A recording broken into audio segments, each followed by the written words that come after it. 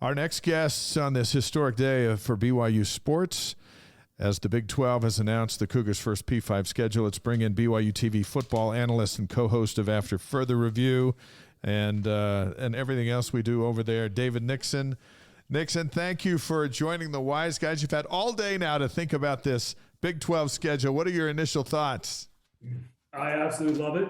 I mean, this is what we've been all been waiting for. This is like the absolute top of everything we've been waiting for the schedule to come out, and I couldn't be more excited to see it be unveiled. And I actually talked to a couple players on the team, and I think they're in the same boat as we are. I think a lot of these players are shocked because when someone committed and went on missions, they didn't know that this day would come.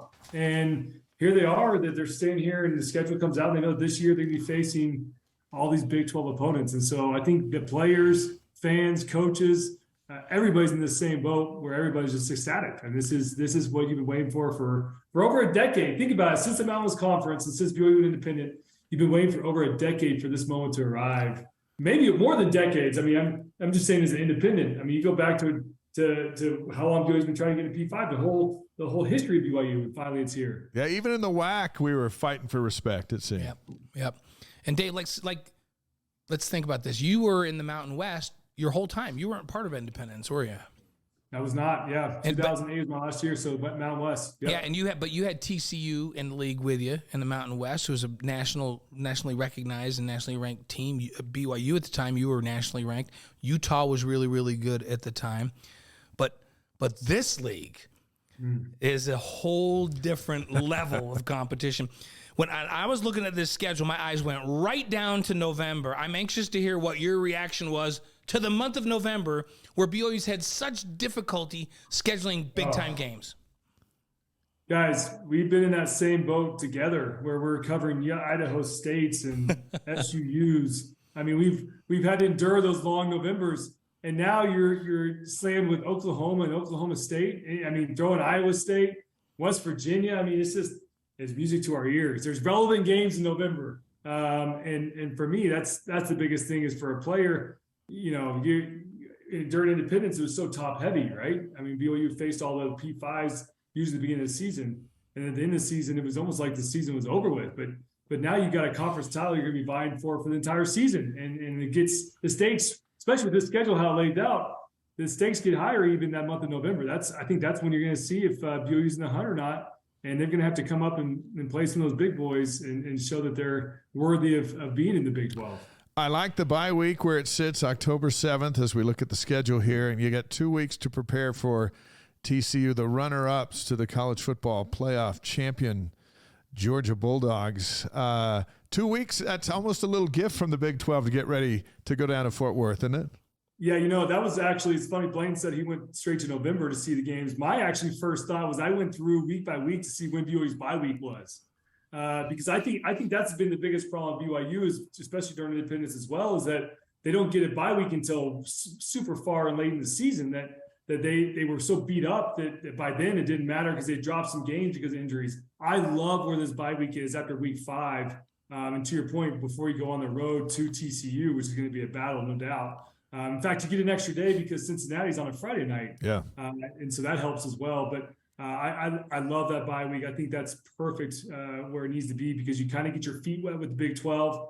And then you head on the road to the, technically not the defending Big 12 champs. That goes to Kansas State. But right. The best team, I would say, in the Big 12, you go on the road to play them. So much needed break right there before you head on the road.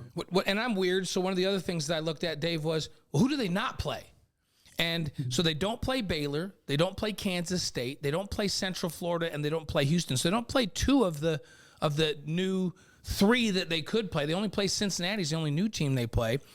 But Baylor's kind of become a natural rival. I was actually disappointed to not see Baylor on the schedule because I think BYU would fare well against Baylor next week, knowing who has who back. But any thoughts on the teams they don't play? Were you disappointed that Baylor or K-State or Central Florida or Houston weren't on that schedule? I would have loved to have seen Houston. I think they're kind of been down recently, and I think BYU matches up well with them too, obviously with the history that's been there. I was bummed to see Baylor not on there, but frankly, I think it's kind of nice given how they came and stole a lot of our recruits, our offensive linemen specifically, yeah, our players. And so part of me is like, maybe we should just let that simmer and just kind of let them be for a little bit. But Houston, UCF, I mean, obviously, I think everyone would love to play those guys just because they're in the same boat as we are. This is their first year. There's a lot of unknowns for them. They're kind of going in there with deer like in the headlights with their eyes wide open. And so it'd be nice to play some of those guys where they're not so used to the Big 12 grind. But you pick off one of them with Cincinnati. But I think the schedule played out obviously really well. I love the fact that BYU was able to play Oklahoma and Texas. I mean, that's exactly what you want. We talked about that a lot during the season, you and I and Dave, when we were sitting in the green room and dreaming, and we were saying, we just want to see could they possibly get Texas and Oklahoma? And this may be the only year they're both in the league. Right. And so they're going to get them both at Texas, where they've played before, and Oklahoma coming in November.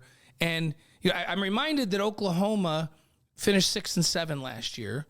But I tell people, don't expect Oklahoma to be down more than last year.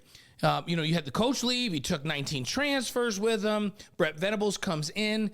He's got Dylan Gabriel back at quarterback. I just can't see Oklahoma not being in the top 3 in that league again next year after a 1-year hiatus. What's your thought on Oklahoma? I totally agree. I mean, you give Venables 1 year to go out and recruit and bring in his own transfers and his own players. And I think they restock and reload. To your point, a lot of those guys will have to go to USC, and that's tough to fill in those boys that were left behind, including All-American quarterback. And so I'm with you. I think they were kind of caught on their heels a little bit with the whole transfer portal. But I wouldn't be surprised if they come back and reload this year and are off to the races. A program like Oklahoma, one of the winningest programs in the history of college football, is not going to stay down for too long. I think they'll find a way to rebound. And the fact that BYU gets that at home on senior night in November, in the winter, amazing. Altitude, in the winter. It's awesome. Dave's got a conspiracy theory. He's like, you know what, Oklahoma? Going to the SEC? Great. You're going to go play at elevation in the snow on November 8th at BYU. Good luck. I just wish they would have put Texas in there too in November. That would have been awesome. Have them both come up to altitude and snow. That would have been too much. That would have been the epic. That would have been too much. I love that they're going to Austin just because, and it'll be fun to reunite with Steve Sarkisian and take on that. And of course, before each game, we've got our 2-hour game day pregame shows on BYU TV, which are going to be a lot of fun, and then the live postgame shows that follow. But let's take a moment and play the game everyone likes to play. DJ will put the schedule back up. Let's count the wins. Oh, baby, here we go. All right, so are we going to go game by game and we all go win or lose? Let's go game by game where we go win or lose. You ready? You ready, Nix? Let's do this. Can we just go win to start? Hey, let me make a note. So Sam Houston State. I grew up 45 minutes away from Sam Houston State, and that's in Huntsville, Texas. They're one of those teams where they get a lot of the cast-offs, kids who couldn't qualify for D1 or had some issues going on. That's a team you can't sleep on. They're going to have athletes all over the field. They won the FCS just a couple of years ago. I mean, they're going to be capable. Does BYU win that? I think yes, but I think it's going to be a closer game than most people think. So we're going to go with a win on that one. 3 wins. It's their first year at D1 in Conference USA, so they got a lot on their plate, Sam Houston. But they come to Provo and take on Slovis and the guys. So elevation, they're going to be gassed. We're going to go win-win out of the gate, right? Yeah, Sam Houston and Southern Utah. Okay, now the goal, before we move on, the goal is 6. I say 6 to 7. I say which 7. Which gets you in the Cheez-It Bowl for $6 million. So, yeah, exactly. So that's what we're playing for you. All right, BYU at Arkansas on September 16th. Do they have their quarterback back? I think they do, and it scares me. So I'm going to say lose on the road at Arkansas. I'm going to go with a loss there. What do you got? I'll side with you guys on that one. I think that's going to be a tough road game. SEC on the road. And just keep in mind, 1st of September, it's going to be hot, muggy. That's a tough one. Okay, so September 23rd, they go to Kansas in the Big 12 opener. Now, these Jayhawks are better than they've been in a long, long time. They're going to see BYU as sweep. We can get off to a 1-0 start by winning at home. What about Kansas? I feel like Kansas, 2 wins 2 years ago. They're on a roll. They're at 6 and 7 last year. They got their quarterback back, Jalen Daniels. I still think BYU beats them on the road in their Big 12 opener. I think so too. I think this Kansas team, they had a hot streak to begin the year this year, and then they kind of faltered off at the end. I think BYU gets this one on the road. All right, so we're 3-1 going into the Big 12 home opener, which is Friday night against Cincinnati. They got a brand new coach. I like BYU's chances in that. BYU doesn't lose at night. Haven't we established that, Nix? They don't lose at night. It's facts at this point. Cincinnati's won 9 or more games for 5 straight years, but new coach and a bunch of transfers that he's got to meld into this thing. On the road at night in Provo, I think BYU starts off 4-1. 4-1 sound good? I like that call. Scott Satterfield, new head coach. I think it's going to take some time for him to get his team to gel. I like that win. I think BYU comes out the win on that one. All right, so the Cougars are 4-1 coming out of September. And I when I saw the schedule earlier today and I studied it, and it's kind of set up for a decent start for BYU. Yeah, and because then you got a bye in October, so now you're not even going to TCU till the second week of October. You go into October at 2-1 with 2 weeks, or 4-1 with 2 weeks to prepare for TCU. I love the schedule. Yeah, 2-0 in the Big 12. You're riding high. You got some confidence, right? You're ranked now. You're probably ranked. Yeah. All right. Well, then comes TCU. They're probably going to be ranked. If they haven't been beaten before, then they'll be in the top 7. Yeah, most of the things I've been reading the way too earlys are have them either number 1 or number 2. Some have Texas number 1 with what they've got coming back. They do lose Max Dugan. They do lose their top running back, Miller. He's gone. Their top and wide that quarterback receiver was everything to them. And when think about that, the Johnson kid that didn't play at wide receiver in the bowl against Georgia in the championship game, he was lights out. So they lose their best running back, their best wide receiver, and this quarterback that's been phenomenal for 4 years. With all of that, I still think they have so much team speed on the road. That's a tough one for BYU. I'm going to put them as a loss. I would like to see the 06 BYU team show up in the game. Yes. But I'm worried that the 08 team shows up in that game. And Dave speaks from experience. I was on both of those. At 08, the speed just overwhelmed us. 06, we were able to hang with them, but 08, they were just so fast. I fear that might be the same case in this game. Yeah, and I think there's a gulf. I mean, this is a team that handled Michigan. They got pounded by Georgia, but we kind of figured that was coming. Everybody did. But look what they did, and that's the game everyone wants to be in. That's the game BYU longs to be in, and they got in last year, so they got to be. I'm going with a loss on that one. Yeah. So that now we got them 4. A respectful loss. We've got them 4-2. So then Texas Tech comes up to BYU on October 21st. What's your thought? Does another Texas team, your home state, Nix? What do you think? I think BYU, Texas Tech, I feel like is the same talent level as BYU, honestly. I mean, Texas Tech is going to be a little bit stepped down from your UTs and your Texas A&Ms in the state of Texas. And so I think from a talent perspective, I think BYU can match up with Texas Tech. I think this is a toss-up, and the fact that it's at home, I think I give BYU the nod in this one.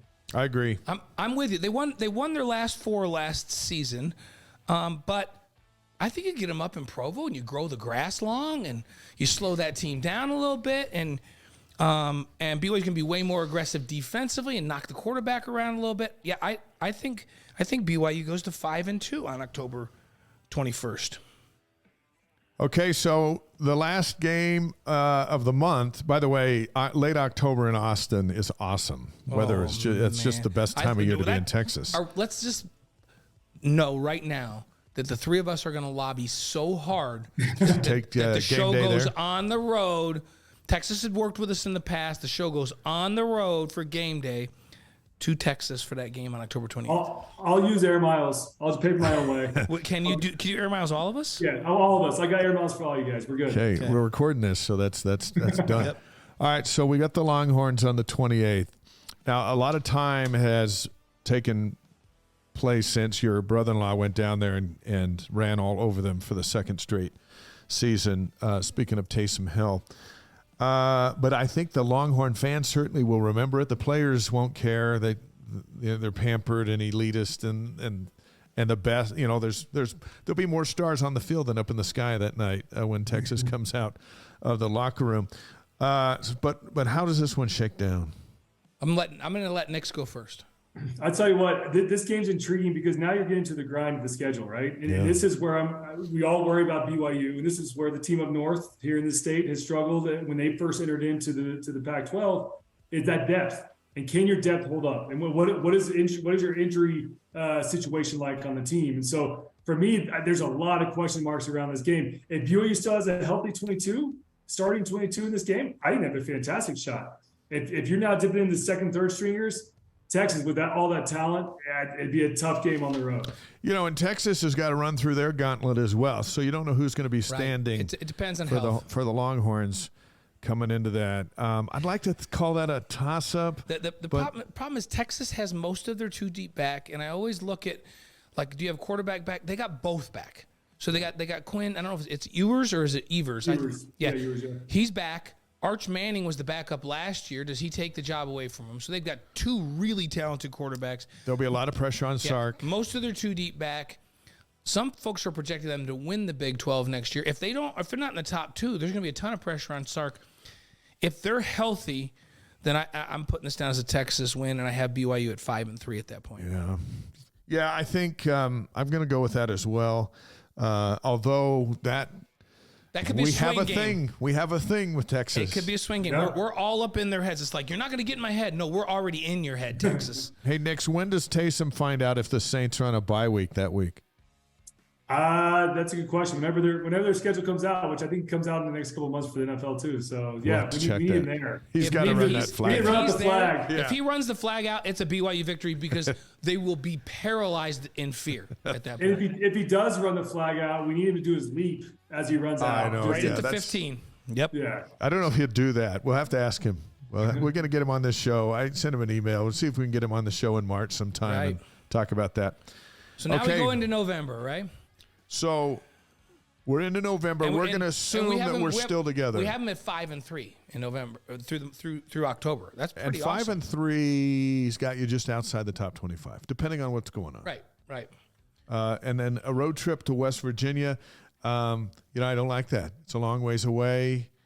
West Virginia, I can see West Virginia getting some points in that one. But West Virginia hasn't had a winning record since Neil Brown became the head coach. This is if they don't have a winning record this year, I don't know that he keeps his job. Yeah. I think the big question mark, I already talked about health, but coming off Texas, which is going to be a really physical game, you wonder if there's some attrition there. But to your point, Blaine, I mean, West Virginia last year was 5-7 and 3-6 in conference, so they haven't been stellar as of lately. I think this is where BYU gets their bowl eligible game. Yep. I think this is where they get their 6th win. I'm with you. Everybody's picking West Virginia last in the conference. Yeah. So I got BYU going to 6-3 on November 4th and being bowl eligible. Thank goodness. Well, now things get a little tricky because Iowa State comes to town, and if you're 6-3 and you're coming home for a home game, are you thinking BYU will be 7-3 after 10 games? This one to me is the swing game. Like you said, the Texas one was. So Iowa State was 4-8 last year. Hunter Deckers is back at quarterback. They had flashes of brilliance. This is a team that before last year was perennial in the top 20 for the previous 2 or 3 years. I think that they're better than they were last year, better than the 4-8. But I think at home, it's a swing game. It could go either way, but I think BYU gets a home win and they go to 7-3. I like BYU at home. I like the optimism. Matt Campbell's a fantastic coach. Yes. I don't know if we're pressing our luck too much with the fact that we called a W against West Virginia the week before. Are we asking for too much with back-to-back wins? It feels like we might be asking for a lot. We might be asking for too much. Because I'm a conservative guy. So I might mark that one down as a loss. So you're going to go 6-4. Would you say BYU has a better chance to win on the road at West Virginia or at home against Iowa State? I would say and remember, Iowa State was 4-8 last year too.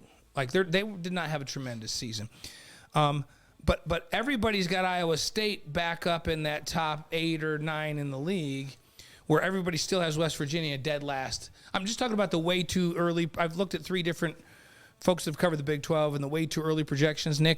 Everybody's got West Virginia last. And listen, Matt Campbell, as I mentioned, great coach. In 2020, they went 9-3 and a win over Oregon the Fiesta Bowl. So he's a fantastic coach. I think he's going to be in the same boat as Venables at Oklahoma, where he's going to turn it around. Yeah. So you're saying they win at West Virginia, but they lose with Iowa State at home. So that's my take. So Nix has them 6-4.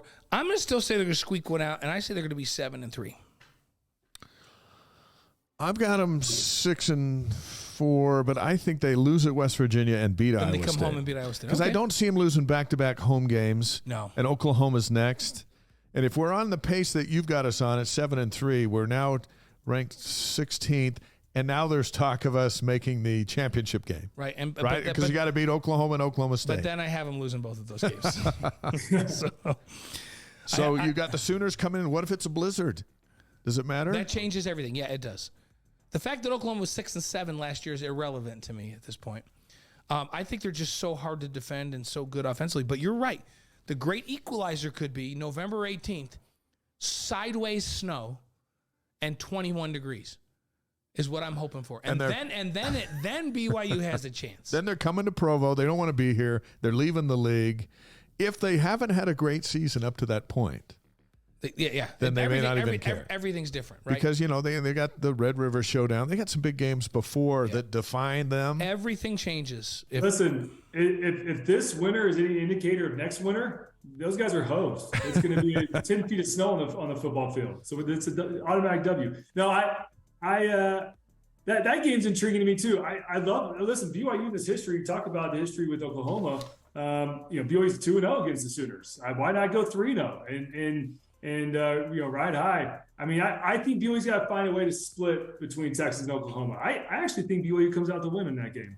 All right. So it's senior night, last game of the season.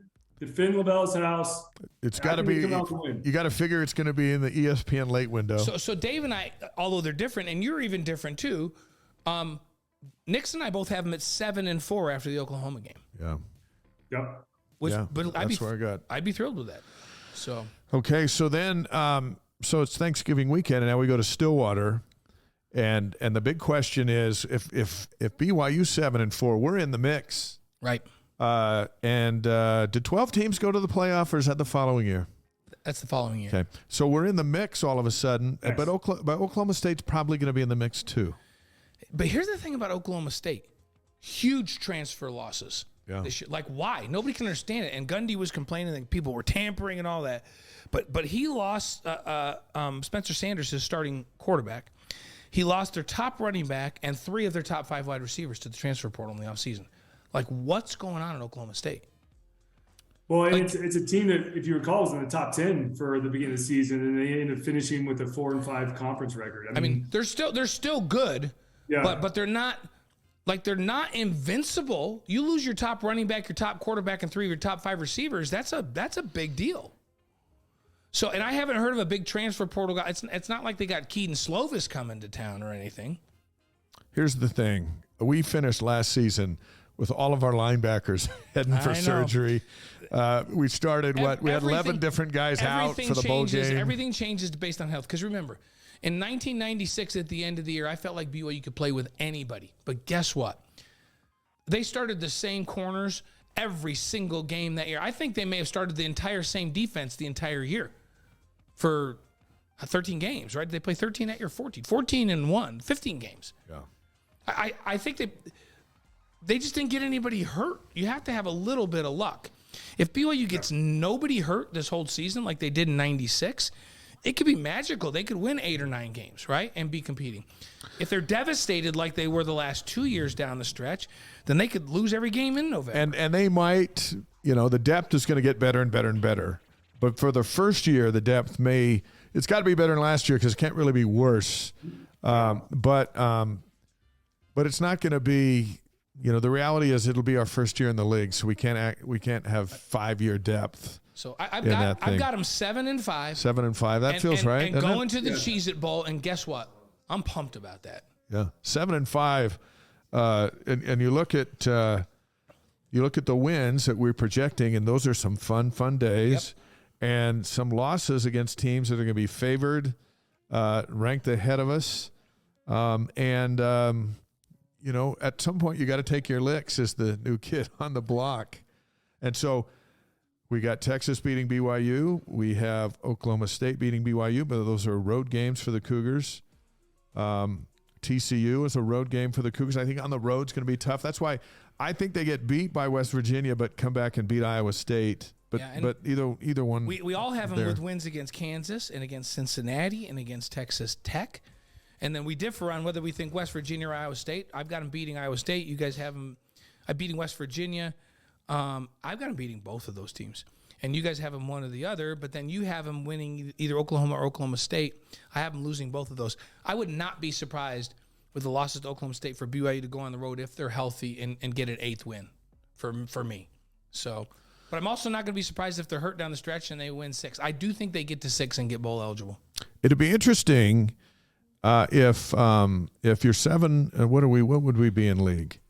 We're playing 9 league games, 6-3, right? Are we saying 6-3 in league? Because we figured Arkansas is a loss. Oh wait, maybe 5-4, 5-4 in league. 4, yeah. That sounds about right. 5-4 in league, which would be we've won our home games. If you're over 500 in the league, you're going bowling to Kansas. a nice bowl. Yeah. And then you got to see, well, if you look back at this last year, because all those other teams are going to beat on each other, right? And Iowa State could have 4 or 5 losses. You just look. No one's going to run through there. Although TCU went 9-0 last year, but their quarterback's gone. They're not going 9-0. They're going to be good, but they're not going 9-0 in the league. Right. I agree with you on that. So, gosh, it's almost like we kind of figured once they signed Slovis that they'd be in the middle. Maybe this puts them like one spot above. Yeah, and remember, TCU was really good last year because they just outscored everybody. Yeah. When they finally played Georgia, who played some defense, that was a struggle. And keep in mind, their quarterback, their running back, and their best wide receiver are all gone from that explosive team offensively. Now, they got a lot of weapons, don't get me wrong. But Dugan's a special player. So we're in agreement, 7-5? I'm saying 7-5. We'll take the question is, when does BYU get 5 home games versus only the 4 they got this year? Probably the next year. Yeah, probably the next year. Yeah. Maybe next year. Flip-flop every year? I mean, this year they got the short end of the stick, but hopefully next year they get an extra home game. Next year they play 2 road games in a non-conference. Right. Wyoming and Utah, right? Right. So then 5, that would give them a 6-game home schedule, so maybe they're banking on that. Maybe it's just going to always just flip-flop. Yep. So. And then who knows who's and then it'll simplify, obviously, with 2 teams out. Yeah, when Texas and Oklahoma go out, it's a lot easier.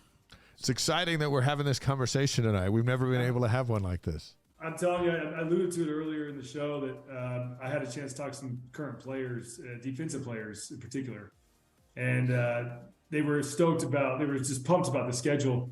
But it was fun to talk to them about this defensive staff as well. These guys are over the moon with this new defensive staff. This defensive staff is very engaged. They're in there with them while they're working out. They're talking scheme. They're watching film with them. There's just a lot of interaction with this defensive staff, and it's fun to hear them converse back and forth, and the methodologies of we got to get more pressure, we got to find ways to disrupt the quarterback, break down the pocket. I mean, this is going to be a really fun defense to watch this year. And I started thinking about it. I go, this is kind of similar situation that I had when Bronco came in and kind of changed from the Ken Schmidt defense, and Bronco brought in a 3-3-5 where he just wanted to blitz the quarterback and create disruption and chaos. And as a player, you love to play in those schemes because you want to get after the quarterback. That's the ultimate goal, right? And I feel like that's what this defensive staff with Jay Hill leading the charge is what they're focused on. And the players are responding to it. I think they're juiced and amped and ready. It's going to be a really fun offseason, a great spring ball. And then you have now the schedule to get you pumped as well. Man, what a fun time to be a current player, and what a fun time to be a fan, obviously. It's going to be. And we had Jay Hill on the show. Kelly Papinga's next week. Yeah, and we got Kelly next week. I love the thing that I loved about having Jay on was he's like, yeah, we want to get after people. But he realizes you don't get after Texas Tech, right? Because if you bring 10 against Texas Tech, they're going to throw for 700 yards on you, right? So their basic philosophy is nobody's going to run the ball on us, and we're going to pressure like crazy. But we're also going to have some packages in there. When we play an air raid team, we're going to be smart enough to not do what Utah did, that one year against USC where they're like, oh, we're going to blitz them and play man-to-man on their ridiculous wide receivers, and USC's just going to throw it over the top of them all game long. So I feel like he gets it. I just feel like he gets it, and he's bringing an intensity that's going to be really, really good for this defense. To your point, you can't blitz all game long. And I think the players will respond as well. They're going to know that it's all situational. Like right. You can't get after the quarterback every single play. But the fact that they understand, I think that from what I took away from those conversations were that the players and the coaching staff are on the same page. Yep. And I think that, like I said, I think the coaching staff has showed more interest which naturally is going to happen when you have a new coaching staff, right? I mean, everybody's juiced and ready to jump in together. And I think that this couldn't be better timing for the staff to come in than right now as you're going to the new league, your first season. And it's interesting because we're in this kind of a thing here where today's a big rush because of the schedule. Tomorrow's signing day, and I have a feeling that there's going to be another momentum push here as BYU's getting guys that they weren't able to get before being in the Big 12. Right. And so then we've got that push. And then Andy Reid's getting ready for the Super Bowl. So there's that thing. And then before we even get to that, we got Puka Nacua making noise at the Senior Bowl, Jaron Hall, Blake Freeland. They'll all be playing on Saturday. This is for the end of January, start of February. This is a football-heavy time. Yes, and all of it's pretty good news. It's all good stuff. Just need to spread the news out a little bit more. We need some of this in February, March, whenever we're just really coming down. No, when at least we have basketball through March. We really need this in April, May, and June. Yeah, that's true. Yeah, so that's when the weather's nice. We're on vacation. That's true. We won't worry about it then. That can wait. Tomorrow, signing day, coverage is at noon Eastern, 10 Mountain on BYU TV. Head coach Kalani Sitake and athletic director Tom Holmoe will join Spencer and Jerem, and they'll break it all down and get a lot of comments on this schedule as well. Aiden Robbins had wrist surgery since we were last together. What does that mean for spring ball for the 6'3", 230-pound running back? Probably no contact in spring ball. But here's the thing about Aiden Robbins. He needs reps to understand the timing in the offense and needs to understand his reads and all that. He can probably get that in with a cast on or something to protect it. He just rushed for over 1,000 yards. He doesn't need to get hit by anybody to show that he can run. Yeah. Right? And so would it be nice to have him in some live action? Yeah, that would be nice. I think with a wrist injury, he can get enough reps mentally and where he can go out and run around and do some of those things that he'll have an understanding of the offense, and then he'll be ready to go in the fall. Next, who do you like in the Super Bowl, Eagles or Chiefs? Man, I mean, obviously I'm rooting for Andy Reid on this one. I actually like the Chiefs. Although the Eagles, I feel like every week I'm like, surely they're going to show their true colors and they're going to fall flat on their face, but they haven't this season. I mean, to their credit, they show up week in and week out. So I'm rooting for the Chiefs, but the Eagles, they're a great squad. I think it's going to be listen, both of them were the number one seeds in their individual conferences. So this is how it should have played out. Yeah. And it should be a fun one. Interesting. The Eagles are like a college team. They run a bunch of RPO stuff with their quarterback. Who does that in pro football? And he was hurt for a while because of it. I just think the Chiefs are so good up front, especially with Jones and that group. Their front seven so good. I think you run too much RPO, Tua's going to get knocked around, and that could be the difference. I think you give not Tua. I mean Jalen Hurts. Jalen. Yeah, I think you give Patrick Mahomes 2 weeks to get that ankle sprain figured out too. I think that he'll come out rocking too. So I like the Chiefs. I like Andy Reid too. I like the coaching aspect of it. Yeah, Kelsey been banged up a little bit. He has a couple of weeks. I think you get some guys healthy on that Chiefs team, and the Eagles have a chance too. It's interesting because my kids are all conflicted. They grew up big, huge Eagles fans because Andy was there, and then they kind of stuck with the Eagles after he left. But now they're all big Andy fans, and so I think some of them are going to be rooting for the Eagles, but I'm going to be rooting for the Chiefs. Yeah, we got Matt Bushman. Matt Bushman's on the squad. Yeah, and isn't Zane still there? Is Zane still with the Chiefs? Zane's on the practice squad. Yeah. Yeah. So I think there's 2 Cougs and Andy Reid. And do you get a ring if you're on the practice squad? I don't know. That's a great question. I would think you would. Do you get it? I would think you would. Like, does everyone? Listen, they give everybody in the whole player personnel department rings. I would think the practice squad You gets would think, rings. yeah, I The would hope equipment that. manager is getting a ring, so the practice squad guys should get a ring. Yes, So absolutely. we got that going for us. Yeah. So hey, the Eagles don't have any BYU ties anymore. No. So I say we're all in on Chiefs. Although Lewis still loves him and Vi still loves him. I know, but they're not there anymore. All in on Chiefs. Their coach is at Kansas City, so all in on the Chiefs. Hey, we'll have you back during camp, which is actually in March, which is in a few hours, we'll say, is next month. Yeah. So we appreciate you jumping on with us and breaking down this schedule. We think 7-5 is doable for year one. Yep, that's the goal. Yeah, then you go to a bowl game and win the bowl game, go 8-5 in your first season. I like it. That'd be, and then you go nothing but up from there. That'd be great. Before you know it, after further review, we'll be right back with us and all that stuff. So, hey, go to bed. Thank you for jumping on with us. Always fun. Thanks, guys. See you Good to next. see you.